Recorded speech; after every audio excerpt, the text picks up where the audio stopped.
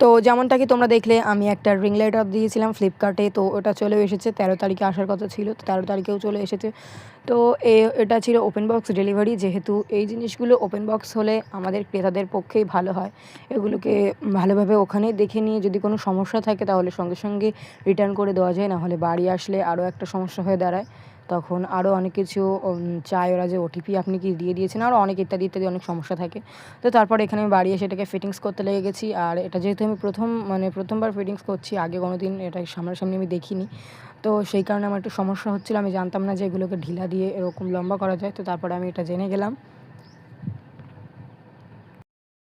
তারপরে এখানে আমি রিং লাইটটা একটু টেস্ট করে দেখছিলাম যে ভালো এসেছে কিনা। তারপর দেখলাম যে না, ঠিকঠাকই আছে সব, মানে পুরো লাইটটা জ্বলছে। তো আমি এখানে আশা করেছিলাম যে এটা 8 GB হবে, ওরকম দেখে অর্ডার দিয়েছিলাম। তো তাতে কোনো সমস্যা নেই, আমার এটাতেও চলে যাবে।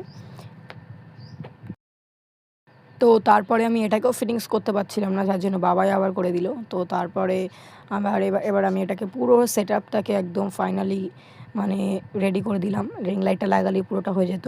তো রিং লাইটটাও আমি লাগাতে পারছিলাম না, বারবার শুধু ডিলে হয়ে যাচ্ছিলো। তারপর বাবা লাগিয়ে দিল। তারপর আমি লাইটটা চেক করে দেখছি ঠিক আছে কি না। তো ভালোই এসেছে লাইটটা। আর এটার দাম নিয়েছে 579, 579। তোমরা যদি কিনতে চাও ডেসক্রিপশন বক্সে লিঙ্ক তো আছে, ওখান থেকে গিয়ে কিনে আসো।